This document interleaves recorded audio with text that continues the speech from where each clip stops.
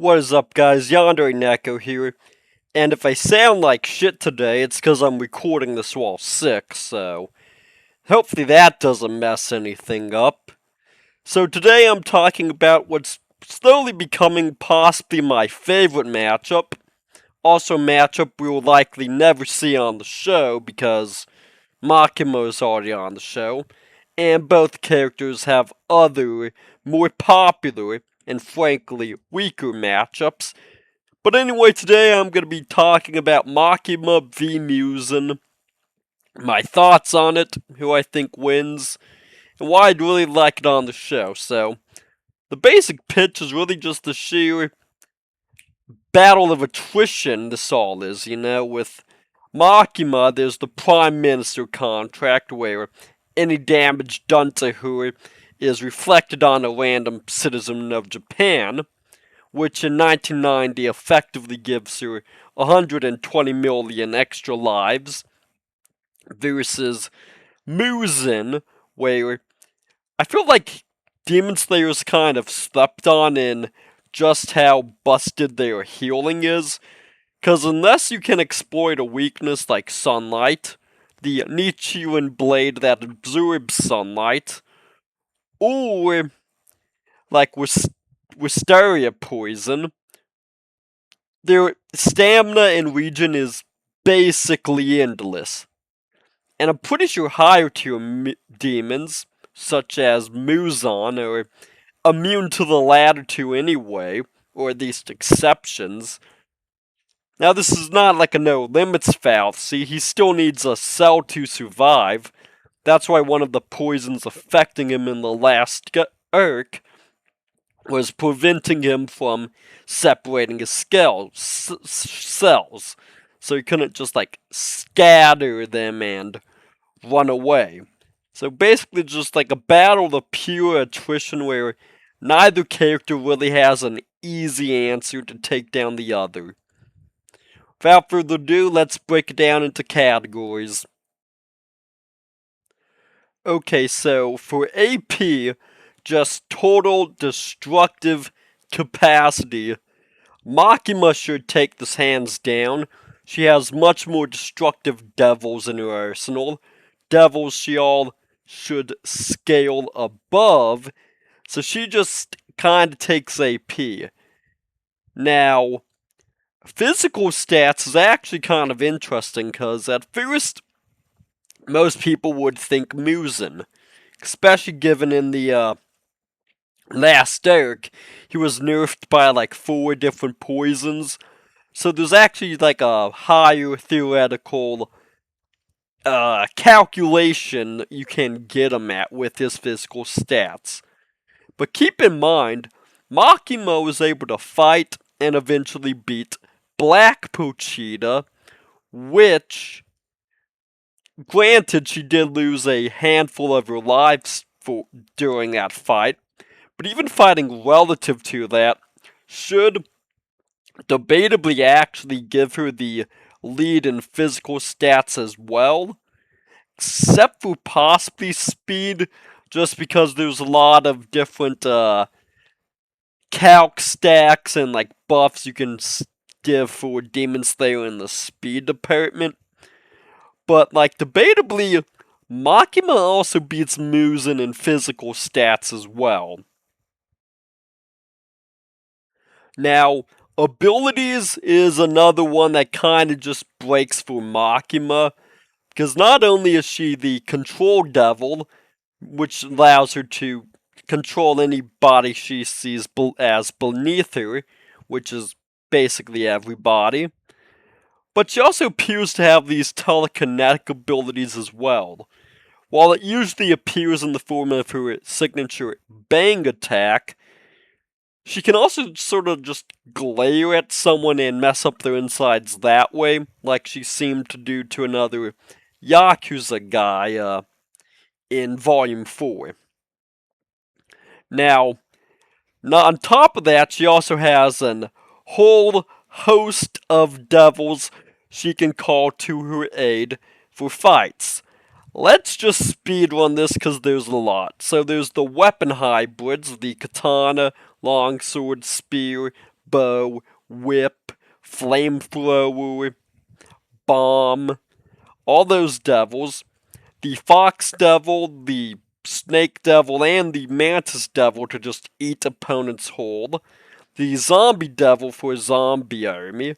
The future devil for precognition. The spider devil for travel between dimensions. She also has the punishment devil, which can kill you in a complex ritual. The curse devil to kill you in a different complex ritual. The stone devil to petrify you in yet another different complex ritual. And the mold devil, which can just fill you insides of mold and kill you that way. Muzan has like tendrils and this like electric AoE attack that can like seize up your muscles. And like this cellular assimilation where you can inject you with his cells, which will like destroy your cells and slowly assimilate your body, like John Carpenter's The Thing. So yeah, given that I spent like a solid 2 minutes on everything Makima can do. Oh, she also has this weird teleportation thing with rats can see and hear based off of the senses of lower beings, basically giving her a global spy network, or at least a national spy network, and point being, she kinda just takes abilities non-negotiably. Well, that will takes us to our survivability category. Now, survivability is a category that is honestly even, but for very different reasons than you might expect. So, for Makima, and I already hinted at this, she has the Prime Minister contract. Any damage done to her is reflected to another citizen of Japan, giving her 120 million lives. And that is theoretically on top of her regeneration from being a demon as well, so there's that. Whereas Muzan can regenerate from the cellular level, so it's like it is probably easier to kill an individual Makima body, but Muzan would have to do that 120 million times. That's gonna take him a while. It's kinda gonna take anyone a while unless they can outright, like, destroy islands, but whereas Muzan, on top of his, multiple hearts and brains that he can shift around his body and regenerating on the cellular level, he can kind of just get battered around all day, or in this case, all night, and come back, because Makima doesn't really have anything that can destroy him to that extent. So both would be equally hard for the other to put down. This will now take us to my concluding thoughts and who I think wins. Okay, with Makima taking most categories, except for the one she ties in, you'd think she wins this pretty definitively. Most likely, yes, but Muzan has an argument. And I have been dancing around this because it's the bane of every Makima fan's existence, but the loophole in her contract. Depending on how cheeky you get with the wording, you can go around it. That's how Denji was able to beat her, because it was like an attack out of love rather than out of, like, harm. Granted, I'd argue it's more complicated than that. Not only was Power's blood messing with her region, but Denji's later conversation with Kishibe hinted that people were still dying throughout Denji's whole cannibalism, become one with Makima, ritual, self-love bullshit, right? So it's debatable how much of a loophole that really is, but one could argue Muzan cells aren't an attack because they're just cells, and therefore it could, like, go around the contract. Granted, that would be a highly controversial argument, not one I completely buy, but you could argue it. It's like, from a writing perspective, I get what Fujimoto is going for. Oh, self-love, themes and such. Ooh. But from, like, a versus perspective, that shit's just gonna haunt Makima for as long as she's relevant. And the thing of it is, it's because there's, like, misconceptions about it. It worked because of Denji's feelings for Makima, seeing it as an act of love, becoming one of her, etc., and because of the Chainsaw Devil ability to erase what he eats. Like, I'm not saying it worked because it was Denji, but low-key the loophole only worked because it was Denji. Or at least, it had conditions that most of Makima's opponents will not be able to fill, be it Muzan, Alucard, Gojo. Like,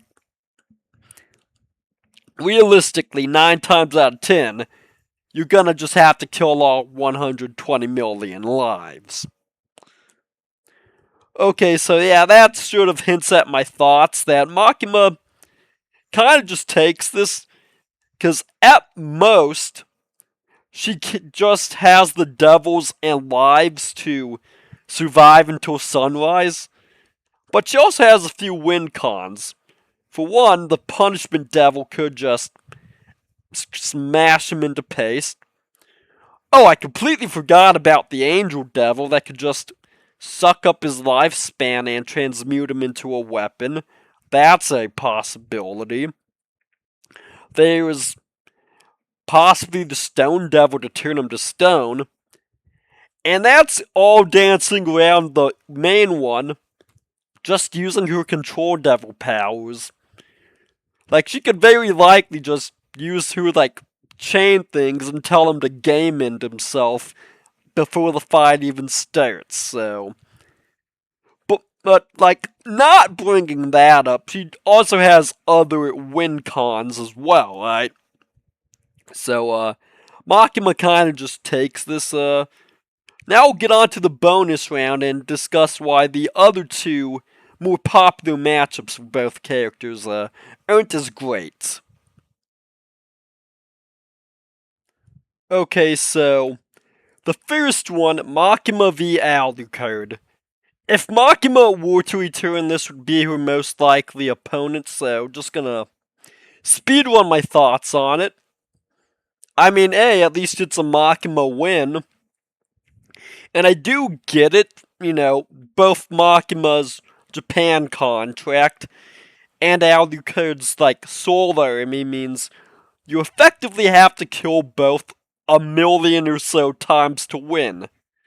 The issue is, Makima just operates under a far larger scale. For one, she has 120 million souls compared to 120 million extra lives compared to Alucard's. I believe his soul army is anywhere from 1 to 3 million, so 100 more lives. Not to mention, just a better army.